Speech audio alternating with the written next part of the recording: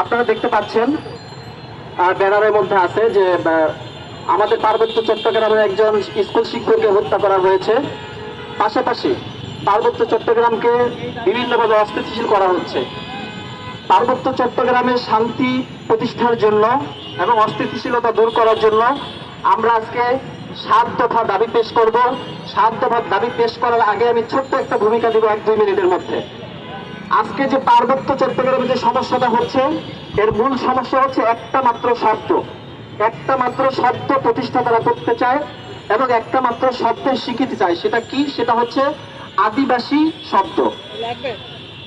দেশি বিদেশি বিভিন্ন মহলের প্ররোচনা এবং মদতে উপজাতিদেরকে উস্কানি দেওয়া হচ্ছে যে তোমরা সরকারের কাছে, বাংলাদেশ সরকারের কাছে আদিবাসী দাবি করো, তোমরা এই অঞ্চলের আদিবাসী। কেন তারা দাবি করছে? কারণ হচ্ছে আদিবাসী যদি স্বীকৃতি তারা পায় তাহলে পার্বত্য চট্টগ্রামকে বাংলাদেশ থেকে বিচ্ছিন্ন করাটা সহজ হয়ে যাবে। আদিবাসী যদি তারা স্বীকৃতি পায় তাহলে আন্তর্জাতিক আইন অর্থাৎ ILO কনভেনশন, তারপরে জাতিসংঘের 2007 সালের যে ঘোষণাপত্র রয়েছে সেই ঘোষণাপত্র অনুযায়ী ওইখানে স্বায়ত্তশাসন দিতে হবে, ওইখানে যে সেনাবাহিনী আছে সেই সেনাবাহিনীকে উচ্ছেদ করতে হবে, ওই জায়গার মালিকানাকে ওই পার্বত্য চট্টগ্রামের ভূমির মালিকানা উপজাতিদের বুঝিয়ে দিতে হবে, ওই জায়গার সমস্ত কিছুর দায়িত্ব তাদের থাকবে, ওইখানে বাংলাদেশ সরকারের কোনো নিয়ন্ত্রণ, কোনো ক্ষমতা থাকবে না। এই যে জাতিসংঘের যে 2007 সালের ঘোষণাপত্র, এটা কিন্তু শুধু আমরা এর সমালোচনা করেছি তা না, এটা বিশ্বব্যাপী। কানাডায় বলেন, আমেরিকায় বলেন, নিউজিল্যান্ডে বলেন, অস্ট্রেলিয়ায় বলেন, সারা বিশ্বব্যাপী জাতিসংঘের 2007 সালের ইন্ডিজিনাস পিপলদের উপর যে ঘোষণাপত্র, এটা সমালোচনা তারা করে থাকে। কারণ যেই সব দেশে আদিবাসী রয়েছে সেই সব দেশে যদি এই ঘোষণাপত্র জারি করতে চায় তাহলে ওই দেশের আদিবাসী অঞ্চলের উপর এবং আদিবাসীদের উপর রাষ্ট্রের কোনো নিয়ন্ত্রণ, কোনো আইন, কোনো ক্ষমতা থাকবে না। এখন কথা হলো, এই যে জাতিসংঘের আদিবাসী বিষয়ক যে চার্টারটা আছে, এটা আদিবাসীদের জন্য প্রযোজ্য। বাংলাদেশে যারা উপজাতি আছে, ক্ষুদ্র নৃগোষ্ঠী আছে, তারা কি আদিবাসী? অ্যাকচুয়ালি তারা তো আদিবাসী না। যদি আদিবাসী হতো তাহলে তারা সেই রাইটস পেত। তারা আদিবাসী না বিধায় বাংলাদেশ সরকার জাতিসংঘে সেই চার্টারে স্বাক্ষর করেন নাই। তাহলে উপজাতিরা আদিবাসী দাবি করার পিছনে কারণটা কি? তারা কোত্থেকে আসলো? ইতিহাস এবং নৃতত্ত্ব বলে আদিবাসীদের মধ্যে 2টা অংশ রয়েছে। একটা অংশ হচ্ছে দস্যু, ডাকাত টাইপের। তারা আশপাশের ভারত, মিয়ানমার, কম্বোডিয়া, তিব্বত বিভিন্ন অঞ্চল থেকে ডাকাতি করতে করতে, দস্যু বৃত্তি করতে করতে পার্বত্য চট্টগ্রামে ঢুকে পড়ে এবং ওখানকার বাঙালিদের উপর নিপীড়ন করে বাঙালিদের ভূমিচ্যুত করেছে। আরেকটা অংশ আছে তারা ওই ডাকাত দস্যু উপজাতিদের মাধ্যমে নিপীড়নের শিকার হয়ে আশ্রয় প্রার্থী হয়ে শরণার্থী হিসেবে আমাদের পার্বত্য চট্টগ্রামে আশ্রয় নিয়েছিল। এই 2টা উপজাতিদের অংশ আছে। এর বাইরে ওখানে কিন্তু কোনো আদিবাসী নাই, ওখানকার আদিবাসী বাঙালিরা।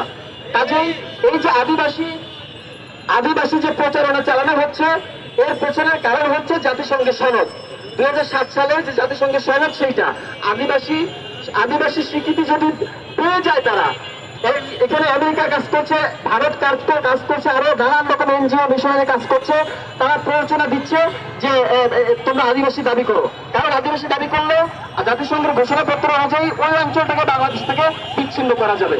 আমি আশা করি আপনারা বুঝতে পারছেন। এখন আমি আমাদের 7 দফা দাবি পেশ করব।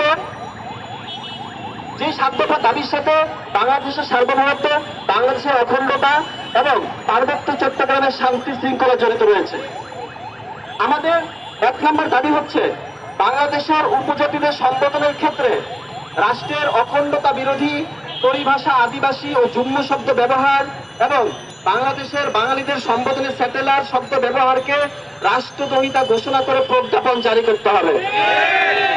ব্যক্তি, NGO, মিশনারি, গণমাধ্যম কিংবা প্রতিষ্ঠান যারা উপরোক্ত শব্দ ব্যবহার করবে তাদেরকে কালো তালিকাভুক্ত করে এদের বিরুদ্ধে শাস্তিযোগ্য আইনানুগ ব্যবস্থা নিতে হবে। কোন বিদেশি অর্থাৎ ফরেনার ওসব শব্দ ব্যবহার করলে পররাষ্ট্র মন্ত্রণালয়কে শক্তভাবে তার প্রতিবাদ জানাতে হবে এবং রাষ্ট্রের অভ্যন্তরীণ বিষয়ে হস্তক্ষেপ আখ্যা দিয়ে আন্তর্জাতিক আইন ও নীতিমালা অনুযায়ী তাদের বিরুদ্ধে যথাযথ পদক্ষেপ নিতে হবে। আমাদের 2 নম্বর দাবি হচ্ছে অন্তর্বর্তী সরকারের সংবিধান সংস্কার কমিটিতে পার্বত্য চট্টগ্রাম সংশ্লিষ্ট রাষ্ট্র ও সংবিধান বিরোধী এবং জাতিগত বৈষম্যমূলক প্রচলিত আইন, চুক্তি ও বিধি সমূহ সংস্কার করে দেশের সকলের জন্য এক সংবিধান ও এক আইন প্রণয়ন ও জারি করতে হবে।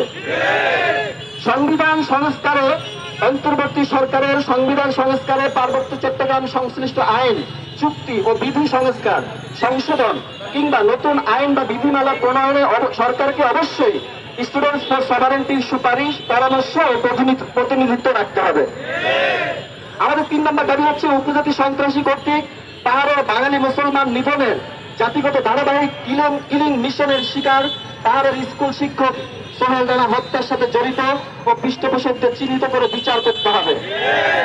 একই সাথে পার্বত্য চট্টগ্রামের সশস্ত্র সংগঠনগুলোকে স্বরাষ্ট্র মন্ত্রণালয়ের সন্ত্রাসী সংগঠন হিসেবে তালিকাভুক্ত করে দ্রুত ব্যবস্থা নিতে হবে।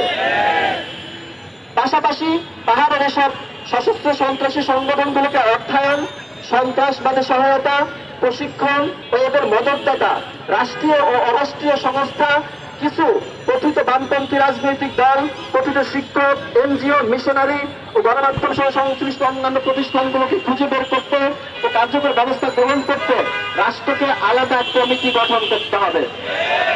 আমাদের 4 নম্বর দাবি হচ্ছে ঢাকা বিশ্ববিদ্যালয় সহ দেশের সকল বিশ্ববিদ্যালয় সরকারি চাকরিতে উপজাতি কোটা বাতিল করতে হবে।